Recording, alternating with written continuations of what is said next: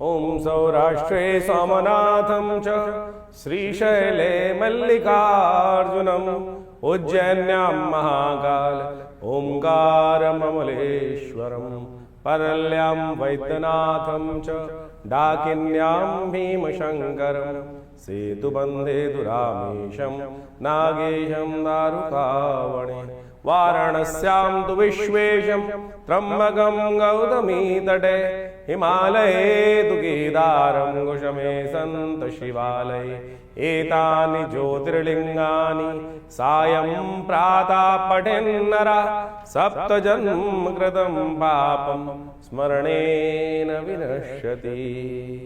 नमस्कार, स्वागत है आपका आचार्य वाणी में। मैं आचार्य डॉक्टर विक्रमादित्य आपके साथ हूँ और आज का विषय हमारा है मीन राशि वालों के लिए जुलाई के अंतिम भाग में ग्रहों नक्षत्रों का योग कैसा बनेगा। क्या खेल करेंगे ग्रह आपके राशि के दृष्टिकोण से। बृहस्पति राशि प्रधान राशि वालों के लिए खासतौर पर ध्यान देने वाली बात है, क्योंकि इन दिनों बृहस्पति महाराज जिस प्रकार से अतिचारी अवस्था में चल रहे हैं, उनके साथ उन्हीं के जो कहा जाता है ना कि बृहस्पति जो है देवगुरु हैं और उनके सम्मुख जो बैठ सकते हैं वो शुक्र महाराज हैं, वो दैत्य गुरु हैं। दोनों के दोनों एक आसन पे बैठने वाले हैं। ऐसे में मीन राशि वालों को बहुत सावधानी बरतने की ज़रूरत है। देखिए आपकी राशि के दृष्टिकोण से इस वक्त आपकी राशि में देखिए क्या क्या परिवर्तन का योग बन रहा है। 7.5 आप पर चल रही है, अंतिम दौर में है, शनि वक्री हैं और ऐसे में मंगल आपकी राशि के सम्मुख आने वाले हैं और ये कहीं ना कहीं द्वंद्वात्मक स्थिति उत्पन्न करेंगे। शनि मंगल का टकराव जगत विदित है। दूसरा एक टकराव होता है देवगुरु का और दैत्य गुरु का, वो भी आपकी राशि के दृष्टिकोण से चतुर्थ भाव में बैठकर एक साथ विराजमान होने वाले एक ही घर में। और ऐसे में बृहस्पति अतिचारी हैं। बृहस्पति जो है बहुत तेज गति से चल रहे हैं, बड़ी मुश्किल से उदय हुए हैं अभी 1 महीने अस्त रहने के बाद।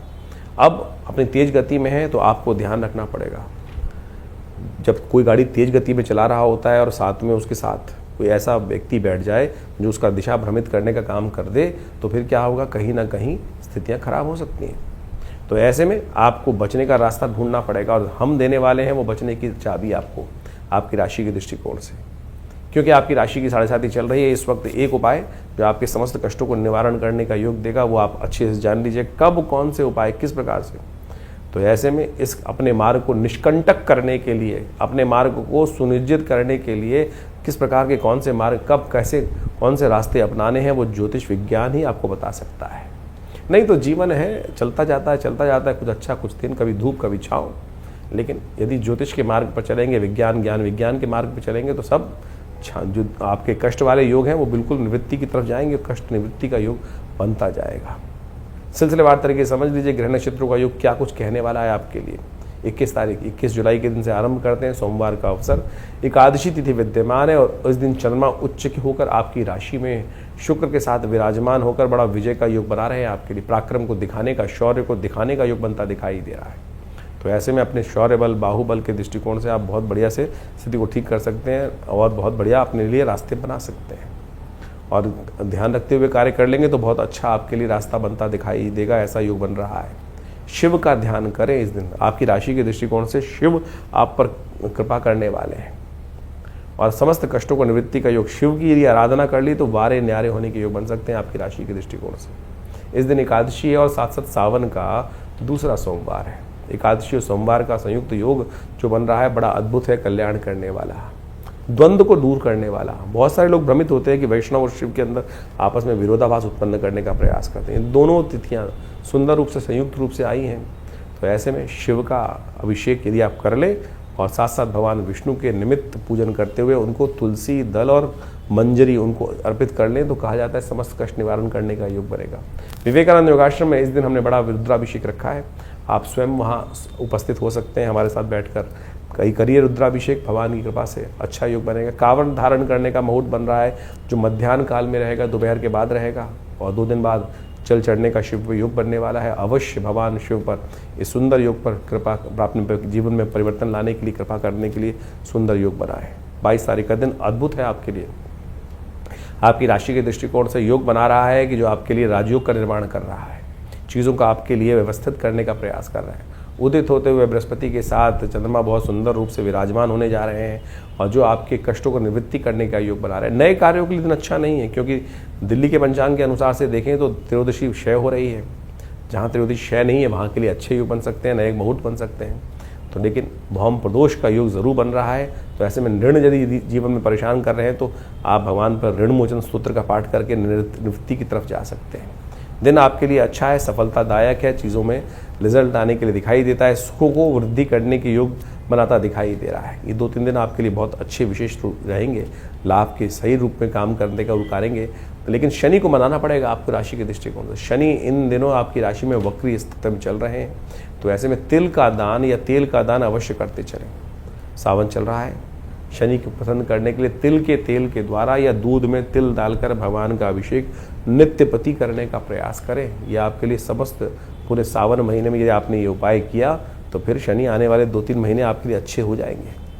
कावड़ धारण करने का अंतिम दिवस है और इसमें मध्याह्न के बाद कावड़ धारण करें, अगले दिन चल चढ़ने वाला है। 23 तारीख का दिन शिवरात्रि का महापर्व है। सावन की शिवरात्रि का महापर्व बुधवार का दिन चतुर्दशी तिथि है और ग्रह नक्षत्रों के दृष्टिकोण से गजकेसरी योग बनकर तैयार है। आपके लिए ग्रह नक्षत्रों का योग काफ़ी मामलों में अच्छा दिखाई देता है। बुद्धि से रास्ता बनते दिखाई देंगे आपकी राशि के दृष्टिकोण से। कहीं ना कहीं किसी मामले में बड़ा लाभ का रास्ता खोल सकते हैं। शनि को मनाए चले और आपके लिए शनि को मनाने के लिए रास्ता सबसे अच्छा है कि भगवान शिव का अभिषेक अवश्य करें। हो सके तो तेल के द्वारा अभिषेक करना इस दिन आपकी राशि के दृष्टिकोण से, क्योंकि इस वक्त आपकी राशि में जो दौर चल रहा है, यदि शनि को आपने मना लिया तो सब कुछ। शन्नो देवी रविष्टया आपो, थोड़ा तिल लीजिए, थोड़ा दूध में डालिए और भगवान का एक विशेष मंत्र है जो दुर्गा अष्टाध्यायी के अंतर्गत आया है। शन्नो देवी रविष्टया आपो भवन्तु पीतये शन्नो रविष्टवन्तु नः। इस मंत्र से या ओम नमः शिवाय का जप करते हुए करने का अभिषेक करें और इस वक्त इस शिवरात्रि के दिन एक छोटा सा उपाय आपके बहुत से कष्टों को निवारण करने का योग देगा। 24 तारीख बृहस्पतिवार का अवसर, अमावस्या तिथि है और इस दिन ग्रह नक्षत्रों के दृष्टिकोण से विशेष परिवर्तन का योग बन रहा है जो आपके लिए विजय का रास्ता खोलता दिखाई दे रहा है। और इस दिन विशेष तौर पर ग्रह नक्षत्रों के दृष्टिकोण से चीज़ें पॉजिटिव करने के लिए महत्वपूर्ण योग बन रहा है।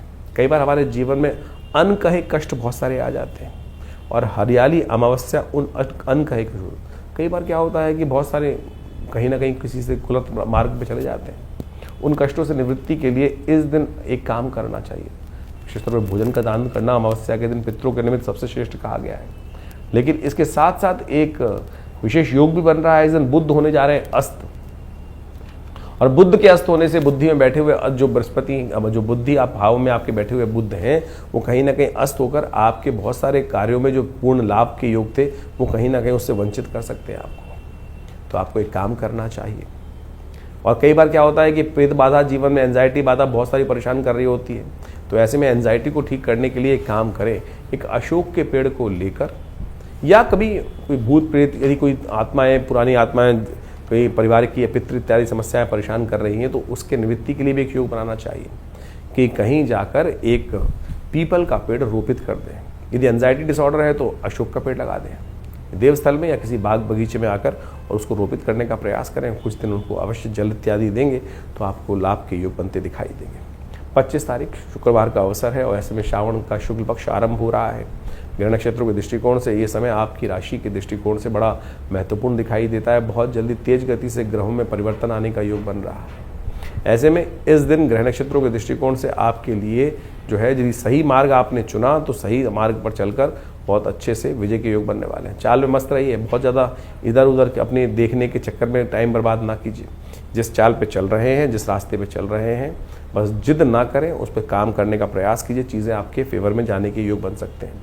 26 तारीख का दिन महत्वपूर्ण परिवर्तन का दिन दिखाई दे रहा है आपकी राशि के दृष्टिकोण से। द्वंद्व मन में उत्पन्न होने के योग बन सकते हैं। इस दिन से थोड़ा ध्यान रखना पड़ेगा। आपकी राशि में स्वास्थ्य पर समय भारी पड़ सकता है।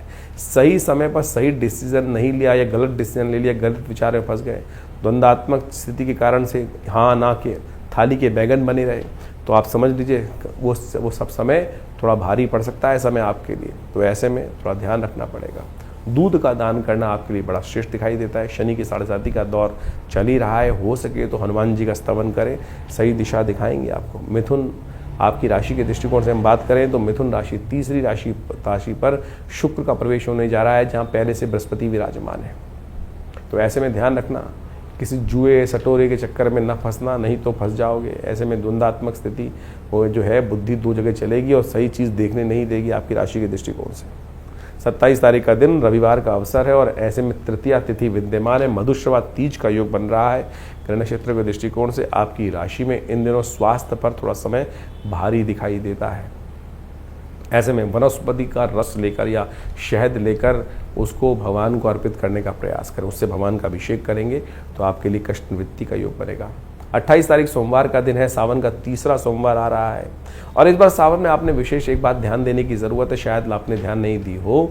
और इस बार क्या हुआ है कि सावन में दो सोमवार चतुर्थी पर पड़े। चतुर्थी तिथि श्री गणेश की चतुर्थी मानी जाती है और इस बार सावन का तीसरा सोमवार भी चतुर्थी के दिन ही पड़ रहा है। दूसरा सोमवार भी चतुर्थी में पड़ा था। तो ऐसे में विघ्नों को जीवन में, कई बार हमारे कार्य हम करते हैं, विघ्न आते हैं, भद्रा इत्यादि में कार्य करने से बहुत सारे विघ्न जीवन में बढ़ जाते हैं। उन सब विघ्नों को दूर करने के लिए विघ्नहर्ता गणेश जी का एक स्पेशल तरीके से ध्यान किया जाए, पूजन किया जाए। इस दिन दूर्वा चतुर्थी है। कहा जाता है कि दूर्वा के गणेश जी बनाकर वो भगवान को अर्पित करें। 108 दूर्वा अंकुर भगवान को अर्पित करें पूजन करके, तो आपके बहुत से कष्टों को निवारण करने का योग बन सकता है। स्वास्थ्य संबंधी समस्याओं को यदि ग्रसित चल रहे हो तो 108 दूर्वा अंकुर ओम नमः शिवाय इस मंत्र का स्तवन करते हुए, या नमस्ते रुद्रमन्य व उतो तई खवे नमः बाहुभ्याम उदते नमः जाते रुद्र शिवा तनूर घोरा पापिका शनि, या कांडात प्रोहंती, इस प्रकार मंत्र का उच्चारण करते हुए भगवान को अर्पित करने का प्रयास करें। देखिएगा बहुत से अद्भुत चमत्कारिक योग बनेंगे, कष्ट निवृत्ति का योग बनेंगे। इस दिन ग्रह परिवर्तन की तरफ जा रहे हैं। मंगल महाराज जो हैं वो आपकी राशि शनि के बिल्कुल सम्मुख आके विराजमान होने जा रहे हैं। ध्यान रख लीजिएगा, द्वंद्वात्मक स्थिति उत्पन्न हो सकती है। शुक्र पहले ही बृहस्पति के साथ विराजमान हो चुके हैं। शनि के बिल्कुल सम्मुख आके समसप्तक योग बनाकर शनि के साथ बैठ गए हैं मंगल। तो ऐसे में झगड़ों से दूर रहिएगा। अननेसेसरी के झगड़े में आप खींचने के लिए लोग तैयार बैठे हैं। आपको हनुमान जी का सुंदर स्तवन करें, शंकर का सुंदर ध्यान करें, आपके कष्ट भगवान हारें, ऐसा आप सबका आशीर्वाद। 29 तारीख मंगलवार का अवसर, पंचमी तिथि विद्यमान है। ग्रह परिवर्तन की तरफ जा रहे हैं और आपको बहुत सारी चीज़ों का पूर्वाभास होने का योग पहले से ग्रह बनाते दिखाई देंगे। ऐसे में बृहस्पति का थोड़ा सा ध्यान रखना पड़ेगा। थोड़ा केसर का तिलक करना आपके लिए बहुत ज़रूरी है। पीले वस्त्र धारण करना आपके लिए बहुत कल्याणकारी योग बनाएगा। आपकी राशि के दृष्टिकोण से पीले वस्त्र के साथ चिपके रहना, साथ बहुत आपके शरीर के साथ लगा रहना बहुत अच्छा रहेगा। हल्दी का टीका करें या केसर का टीका करें, आपके लिए बहुत ज़रूरी है इस वक्त। 30 तारीख बुधवार का अवसर, षष्ठी तिथि विद्यमान है। ग्रह नक्षत्र के दृष्टिकोण से बुद्ध महाराज अपनी गति को आगे बढ़ाते हुए इस वक्त शनि के नक्षत्र में प्रवेश करते दिखाई दे रहे हैं और ऐसे में सूर्य के साथ बुद्ध की युति आपके संपर्कों में इजाफा कर सकती है, बड़े लोगों से मिलवा सकती है। लेकिन बुद्ध अभी शक्ति से कमज़ोर हैं बहुत ज़्यादा। बुधवार का ही दिन है, हो सके तो दही के द्वारा भगवान का अभिषेक करें। इस दिन कल की भगवान की भी जयंती है, षष्ठी है सावन की। ऐसे में भगवान रूप से भगवान विष्णु का भी स्तवन करें और उनको विशेष रूप से तुलसी दल अर्पित करें। दही पंचामृत से भगवान का स्नान कराएं तो आपके लिए कल्याणकारी योग बनेंगे। 31 तारीख बृहस्पतिवार का दिन, सप्तमी तिथि विद्यमान है। ग्रह नक्षत्रों के दृष्टिकोण से आपका दिन थोड़ा सा द्वंद्वात्मक दिखाई देता है। लाभ के रास्ते खुलते दिखाई दे रहे हैं, लेकिन फिर भी थोड़े से कष्टों से निवृत्ति करने के लिए कुछ रास्ते अपनाने पड़ेंगे। इस वक्त राहु के नक्षत्र में शुक्र महाराज प्रवेश करते दिखाई दे रहे हैं और राहु महाराज चीज़ों को थोड़ा सा कष्ट देते हैं। दूध का दान करना चाहिए आपको और हो सके तो दूध के द्वारा भगवान सूर्य का इस वक्त अर्घ्य दें। तो आपके किसी स्टील के लोटे में थोड़ा दूध डालकर भगवान का सूर्य को अर्घ्य दीजिए, बहुत अच्छा होगा, क्योंकि इस दिन पाप नाशिनी सप्तमी है। कहा जाता है भगवान सूर्य का इस दिन दर्शन करके उनको अर्घ्य इत्यादि उपस्थित करने से समस्त कष्ट की निवृत्ति होती है। देखिए सावन का महीना चल रहा है, इस समय आपने अभी अपने भविष्य को समझा। भविष्य में ग्रह तो खेल करते रहेंगे, अपने अपने अजीब अजीब खेल चलते रहेंगे, लेकिन एक बात ध्यान रखें, हम अपनी मनोकामनाओं को पूर्ण करने के लिए जिस भी रास्ते को अपनाएंगे वो कहीं ना कहीं मनोकामना पूर्ण होती है, लेकिन हमारी परीक्षा भी साथ साथ जीवन में चलती रहती है और शास्त्र उसके प्रमाण है। शास्त्र के दृष्टिकोण से इस रहस्य को हमें समझना चाहिए। मार्कंडेय ऋषि के बारे में आपने सुना होगा। शास्त्र में अष्ट चिरंजीवी कहे गए हैं, अश्वत्थामा बलिर्व्यासु हनुमानश्च विभीषण कृपा परशुरामस्य मार्कंडेय च अष्टमा। ये अष्ट चिरंजीवी हैं जिनके जीवन में अद्भुत चमत्कार का योग बना है और इस सावन के महीने में इस रहस्य को हमें समझने की आवश्यकता है। हम कई बार अपने वीडियोस के माध्यम से आपके समक्ष भाव उपस्थित करते हैं कि हमको शरणागति भगवान की प्राप्त करने का उपाय करना चाहिए। और पौराणिक मत से ज्योतिष को जो समझ लेते हैं उनके बहुत सारे कष्ट निवृत्ति के योग बन जाते हैं। ये सावन का महीना बेहद खास है और ऐसे में संसार में शास्त्रों में लिखा है कि हमारे समस्त जो जीवन जो है ग्रहों के अधीन है, ग्रहों के उठापटक परिवर्तन के अनुसार से हमारे जीवन में अच्छा बुरा समय हमको प्राप्त होता है। लेकिन उसके ऊपर भी एक 10वां ग्रह है भनु भगवान का अनुग्रह करना। जो भगवान का अनुग्रह कर लेते हैं उनके समस्त 9 के 9 ग्रह शांत हो जाते हैं। एक बार एक ऋषि थे, एक ब्राह्मण थे, उन्होंने भगवान के समक्ष पूजा करी, प्रार्थना करी, काशी में रहते थे, भगवान की नित्य प्रति पूजा करते थे। घर में कोई संतान नहीं थी, तो भगवान को प्रसन्न किया। भगवान शिव जो है, जैसा महीना चल रहा है तो कहा जाता है कि सावन के महीने में भगवान पे एक लोटा भी अर्पित कर दोगे तो भगवान तथास्तु का वरदान ही देते हैं। भगवान प्रसन्न हुए, कहा जाता है बहुत वर्षों की साधना से, और भगवान ने उन ब्राह्मण को, विप्र को कहा कि बोलो क्या चाहते हो। उन्होंने भगवान के सामने प्रार्थना रखी कि हमारे घर में संतान नहीं, संतान आप आशीर्वाद दें तो संतान। तो भगवान ने बड़ा विचित्र प्रश्न किया, बोले संतान चाहिए, पुत्र चाहिए, कुपुत्र चाहिए। कुपुत्र चाहिएगा तो लंबा जीने वाला मिलेगा, सुपुत्र चाहिए तो केवल 5 वर्ष की आयु वाला मिलेगा। कहा जाता है कि संतान की आकांक्षा में उस साधु ने, संत ने, ब्राह्मण ने कहा कि भगवान सुपुत्र ही दो, कुपुत्र होगा तो जीवन भर कष्ट देगा, कम से कम 5 साल तो सुख प्राप्त करने का योग बनेगा, संतान की सेवा करने का अवसर मिलेगा। भगवान ने तथास्तु कहा। देवयोग से संतान प्राप्ति हुई। मार्कंडेय ऋषि उस घर में उत्पन्न हुए और जैसे जैसे जीवन समय आगे चलता रहा, उस साधु को, उस ब्राह्मण को ये तो पता ही था कि बच्चे की आयु केवल 5 साल है। 4 साल बड़े सुंदर निकल गए, 1 वर्ष रह गया। मन में ऐसे भाव थे कि अब बचा कहाँ है, समय सुख का बस अंतिम समय है, बालक का जीवन केवल 1 वर्ष शेष रह गया है। तो कहा जाता है कि उन्होंने कई जगह जन्मपत्री दिखाई, तो उन्होंने कहा कि किसी संत का आशीर्वाद मिल जाए तो इसके समस्त जो है कष्ट निवृत्त हो सकते हैं। संत का आशीर्वाद इतना चमत्कारी होता है, इसलिए हम कई बार आपको कहते हैं कि जहाँ भी संत हैं उनका दर्शन करके लाभ लेने का प्रयास करें। तो मार्कंडेय ऋषि के जीवन में एक घटना घटी कि उनके पिता को कहा किसी ज्योतिषी ने कि भाई संत का आशीर्वाद चाहिए, संतों का आशीर्वाद। बोले संत कहाँ ढूंढने मिलेंगे, संत कहाँ ढूंढूं। बोले तुम तो ये छोड़ो कौन है कि संत नहीं, सबका ही आशीर्वाद लेने का प्रयास करो, हो सकता है भाग्य से कोई ना कोई मिल जाए। बोले क्या करूं। बोले एक काम करो, कुटिया बनाओ, गंगा के तट पर संत महात्मा दर्शन करने आते हैं, स्नान करने आते हैं, जो भी दिखाई दें अब सब उनके ही चरणों में नमन करो, सब आशीर्वाद देंगे। यही किया उन्होंने। 1 वर्ष था, धीरे धीरे समय भागता चला गया। देवयोग से 3 दिन शेष रह गए थे उस 1 वर्ष पूरा होने में। मार्कंडेय ऋषि का जो शरीर था पूरा होने में 3 दिन बाकी थे। देवयोग से भगवान की कृपा से 7 ऋषि वहाँ से निकले, उन्होंने नमन किया। और जैसे ही मार्कंडेय ऋषि ने उनको नमन किया, उस ऋषि बालक ने नमस्कार प्रणाम किया, उन्होंने कहा यशस्वी भव, दीर्घायु भव। और जैसे ही दीर्घायु कहा तो वो ब्राह्मण था, हंसा। बोले महाराज आप आशीर्वाद दे रहे हो, दीर्घायु भव, आयुष्मान भव का आशीर्वाद दे रहे हो, इस बालक के तो 3 दिन ही शेष रह गए हैं। उनको बड़ा विचित्र लगा सप्तऋषियों को कि अरे हमारा आशीर्वाद तो निष्फल चला जाएगा। उन्होंने विचार किया और उन्होंने ब्राह्मण से कहा कि अरे ब्राह्मण एक काम करो, अब 3 दिन तो रह ही गए हैं, तो इस बालक को हमको ही दे दो, हमारे साथ ही जाएगा, कुछ ना कुछ योग बनेंगे। ब्राह्मण ने सोचा 3 दिन रह गए हैं, अब हो सके तो जो भी कृपा होनी हो, वो सप्तऋषि उनको साथ ले गए। सप्तऋषि सीधे पहुंचे, कहा जाता है कि भगवान ब्रह्मा के पास, और उस बालक को कहा कि हमारे पीछे रहना। और जैसे ही सप्तऋषियों ने भगवान ब्रह्मा को प्रणाम किया तो ब्रह्मा जी ने उन सबको आशीर्वाद दिया आयुष्मान भव। और जैसे ही आशीर्वाद दिया आयुष्मान भव तो भगवान ने कहा, समस्त सप्तऋषियों ने कहा कि हमारी बला तो टली, अब आपके हमारे वाक्य से अब आपका वाक्य जुड़ गया और अब आपकी बला, इस संसार को रचा आपने ही ब्रह्मा जी। तो जैसे ही वो हंसे सप्तऋषि, तो ब्रह्मा जी ने पूछा हंसने का कारण। बोले इस बालक की आयु के 2 ही दिन शेष रह गए हैं, अब तो कल इसकी मृत्यु होनी, और आपने तो आयुष्मान भव का आशीर्वाद दे दिया। अब हमने पहले दिया था, पूरी वृत्तांत सुनाया, पहले हम फंस रहे थे, अब आपको भी फंसना है। आप अपनी वाक्य को कैसे रखेंगे, मर्यादा कैसे रखेंगे अपने आशीर्वाद की, वो आपके ऊपर है। ब्रह्मा जी ने विचार किया, बोले अब तो एक ही रास्ता है कि जो संसार में जो सबसे पराशक्ति है वही इस कष्ट से निवृत्ति का मार्ग दे सकती है। कहा जाता है कि भावी मेट सकें त्रिपुरारी। सब लोग वहाँ पर चलकर भगवान शंकर के द्वार पहुँचते हैं।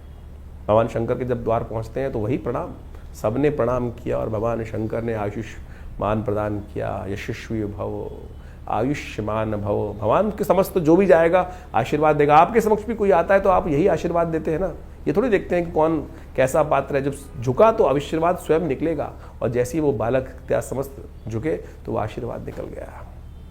तो सबने भगवान के समक्ष कहा, भगवान आप ही कर सकते हैं, आप ही का आशीर्वाद है, यही कर सकते हैं। भगवान ने देखा क्या हुआ, तो उस बालक को देखते ही भगवान को याद आया तो ये हमारा ही आशीर्वाद से दिया हुआ पुत्र है, और अब आशीर्वाद दे दिया। तो भगवान ने उनको सप्तऋषियों का, तुम जाओ, इस बालक को यहीं छोड़ जाओ।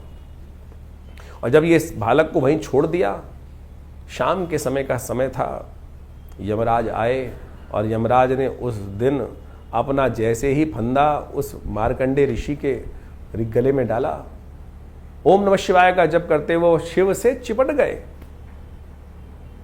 भगवान ने त्रिशूल लेकर जैसे ही यमराज की तरफ आक्रमण किया, अरे मेरा नाम ले रहा है भक्त, इस पर तुम अपना फंदा डाल रहे हो।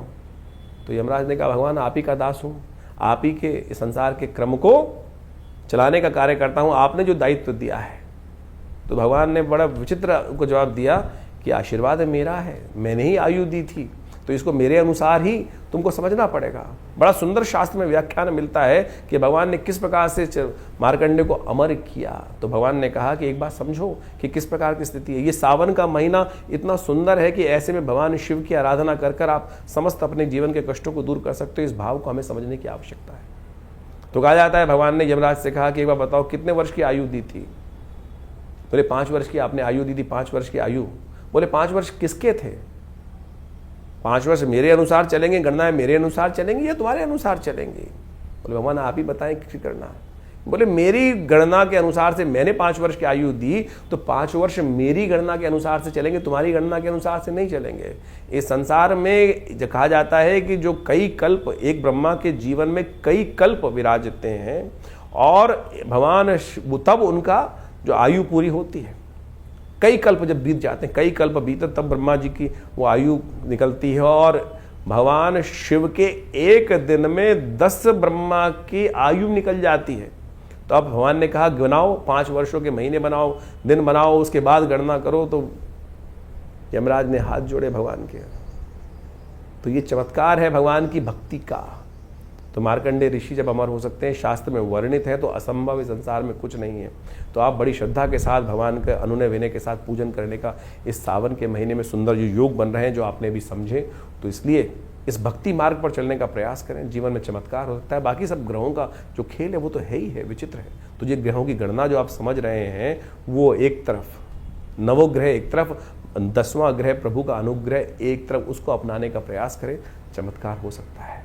तो सावन के सुंदर महीने में आपने ग्रहों का योगा योग समझने का प्रयास किया, और इसके अनुसार से आपकी राशि के दृष्टिकोण से किस प्रकार के ग्रहों का योगा योग चल रहा है वो आप समझ लें, तो बहुत अच्छे से आप चीज़ों को, परिस्थितियों को अपने अनुरूप से परिवर्तन करने का योग बना सकते हैं। देखिए, जैसे ग्रहों का योग, परिवर्तन का योग इस समय बना है, चाहे वो शनि का परिवर्तन हो चुका हो, उसके साथ साथ मंगल का परिवर्तन जो विचित्र योग बना रहा है वो आपको समझ लेना चाहिए, समसप्तक योग। ऐसे में कई ग्रहों का जो परिवर्तन, बुध का अस्त होना, ये सबका सब बहुत विशेष योग लेकर आपके जीवन में उपस्थित हो रहा है। यदि हम वास्तविक तौर पर राजनीतिक दृष्टिकोण से या विश्व के व्यापक दृष्टिकोण से देखा जाए, तो शनि मंगल का समसप्तक योग कई प्रकार की भयावह त्रासदियों को जन्म दे सकता है, चाहे वो प्राकृतिक आपदाओं के रूप में हो, या वो विशेष तौर पर राजनीतिक तौर पर या सामाजिक दृष्टिकोण से। कई प्रकार के द्वंद्व ऐसे समय में उपस्थित होते हैं। ज्योतिष की गणनाओं के अनुसार से इस बात को हम अच्छे से समझ सकते हैं कि जब जब शनि मंगल आपस में या तो एक संग बैठे हों या एक दूसरे के सामने हो, तो युद्ध की स्थिति रहती है, चाहे वो किसी का भी जीवन चल रहा हो। तो ऐसे में अपने मनोमस्तिष्क को हमको शांत रखते हुए कार्य करने का प्रयास करना चाहिए। जिस प्रकार से ग्रह योग आने वाले 3-4 महीने तक के लिए इस प्रकार की स्थिति बना रहे हैं, अभी समसप्तक योग बन रहा है, फिर आगे जाके षडाष्टक योग पुनः बन जाएगा शनि का और विशेष तौर पर मंगल के साथ। और ऐसे में 2 ग्रह विशेष तौर पर और भी समझने की आवश्यकता है। शुक्र और बृहस्पति दोनों ज्ञान के देवता है, एक देवगुरु हैं और एक दैत्य गुरु हैं, और उनका भी एक स्थान पर युति होना, वो भी विशेष तौर पर विशेष परिवर्तन का जीवन में उत्थान करने का योग देता है। ऐसे में समझना चाहिए कि बुद्धि की योग युग चलेंगे और कहीं ना कहीं बुद्धि के तर्क वितर्क के दृष्टिकोण से कहीं ना कहीं स्थितियों को हम अपने पॉजिटिव भी कर सकते हैं और नेगेटिव भी कर सकते हैं। अगर नहीं समझेंगे, नेगेटिव करेंगे तो, क्योंकि शुक्र चाल पे चाल चलने के योग, बृहस्पति और शुक्र जब भी एक साथ आते हैं तो कहीं ना कहीं द्वंद्वात्मक स्थिति बनती है। और एक साथ मंगल शनि का टकराव और शुक्र और बृहस्पति का एक साथ युति होना, ये विश्व के दृष्टिकोण से पुनः एक ना एक, कई राजनीतिक दृष्टिकोण से, कूटनीति के दृष्टिकोण से थोड़ा सा समस्याएं उत्पन्न करने वाला दिखाई देता है। जो लोग शेयर इत्यादि के क्षेत्र में या किसी भी प्रकार के कार्य करने में जहां बहुत तेज डिसीजन लेने की आवश्यकता होती है, ऐसे में सावधानी के साथ कार्य करने की ज़रूरत रहेगी। मार्केट में एक विशेष तौर पर जो ग्राफ है वो उठने और गिरने का योग विशेष तौर पर बनता दिखाई दे रहा है। तो ऐसे में ग्रहों की स्थिति को आपने यदि समझ लिया, उसके अनुसार से जीवन में परिवर्तन करने का प्रयास किया, तो बहुत अच्छे से चीज़ों को आप अपने अनुरूप परिवर्तन करने का योग बना सकते हैं। और आदिकाल में भी लोगों ने इसी प्रकार से योग अयोग का लाभ जीवन में समझने का प्रयास किया है। बहुत सारे लोगों के प्रश्न मन में चलते रहते हैं और उन प्रश्नों का निवारण करना भी बहुत सारा आवश्यक ज़रूरी होता है। इन देखिए, जीवन में कष्ट हैं और उनका निवारण करने का मार्ग विभिन्न उपायों के माध्यम से शास्त्र में ऋषियों ने अपने अपने अनुसार से शास्त्रों में वर्णित किया है। लेकिन विशेष योग जो है वो हरिनाम ही है, भगवान का नाम ही है, जो सब प्रकार से जीवन के कष्टों को दूर करता है। भगवान वेदव्यास ने समस्त पुराणों की, समस्त बहुत विशेष ग्रंथों की रचना करी और उन्होंने अंत में एक बात लिखी, आलुड्य सर्वशास्त्रानि विचारैव पुनः पुनः इदमेकम सुनिष्पन्नम ध्याये नारायण सदा। तो भगवान का, श्री हरि का, भगवान का स्तवन किसी प्रकार भी यदि हम कर लें, वही वास्तविक तौर पर ग्रहों का निवारण होता है। इंडिविजुअल तौर पर कई ग्रहों के उपचार के तौर पर बहुत सारे समय समय पे हम उपाय बताते ही रहते हैं, लेकिन उसके साथ साथ भी पराप्रकृति ने, ऋषियों ने जिस प्रकार से हमारे भारतीय सनातन पद्धति के अनुसार से विभिन्न त्योहारों को, विभिन्न जो उत्सव है उनकी संरचना करी है, वो इसी सोच समझ कर करी है कि किसी न किसी प्रकार से हम उस प्रभु भजन में अपने आप को लगाए रखें। सावन चल रहा है और सावन में भगवान को प्रसन्न करने के लिए एक लोटा जल ही काफ़ी है। अनेक अनेक अनुष्ठान, बड़े बड़े अनुष्ठान, बड़े बड़े चमत्कारिक प्रभाव उपस्थित करते हैं, उनको भी करना बड़ा श्रेष्ठ शास्त्र माना गया है। लेकिन वहाँ सबसे बढ़िया जो सरलतम उपाय है, भगवान शिव पर एक लोटा जल ही अर्पित कर दे। यदि नित्यप्रति इस उपाय को कर लेना, आपको कोई बहुत बड़े किसी और उपाय की आवश्यकता नहीं पड़ेगी। तो शास्त्र में इन सब जो रीति रिवाज के माध्यम से इन समस्त सरल पद्धतियों को हमारे ऋषि मुनियों ने वहाँ पर इंगित किया है, तो इसको हमें समझना चाहिए। सरल भाव, हम जीवन में अपने मन से सरल ही नहीं हो पाते हैं, और जब तक सरल नहीं होंगे तब तक वो जीवन में कष्ट निवारण का मार्ग खुलेगा नहीं। तो ज्योतिष में कोशिश ये करें अपने जीवन में समस्त ग्रहों का उपचार करने के लिए विभिन्न विभिन्न मंत्र, अनेक अनेक चमत्कारिक मंत्र उपस्थित किए जाते हैं, और हमने उन समस्त मंत्रों का अनुसंधान करके देखा। विभिन्न विभिन्न प्रकार के जीवन में हर बहुत सारे लोग कष्ट में आते हैं। ऐसे में यदि स्वास्थ्य के दृष्टिकोण से कोई समस्या चल रही हो, तो इस विशेष तौर पर सावन के महीने में महामृत्युंजय मंत्र का जप करना सबसे श्रेष्ठकर माना गया है। तो ऐसे में कैसी भी बड़ी विपदा हो, उससे निवृत्ति का मार्ग प्राप्त करने के लिए, उस कष्ट को अपने जीवन से दूर करने के लिए महामृत्युंजय मंत्र का यथाउचित भाव से श्रद्धा के साथ अवश्य जप करें, और उसी मंत्र का जप करते हुए भगवान का अभिषेक भी करने का प्रयास करें। चाहे वो दूध से कर सकें, चाहे वो जल से कर सकें, जैसी आपकी सामर्थ्य, जैसी आपकी इच्छा हो। भगवान भाव के भूखे हैं, और भगवान के भाव जो दिए, भाव का ही सामग्री बनाकर भगवान के श्री चरणों में अर्पित कर दें, तो देखिए समस्त कष्ट निवारण करने की देर नहीं लगी। शास्त्र कहता है, एक घड़ी आधी से पुनियाद, तुलसी संगत साध की हरे कोट अपराध। तो इसलिए वो एक क्षण कब आ जाए।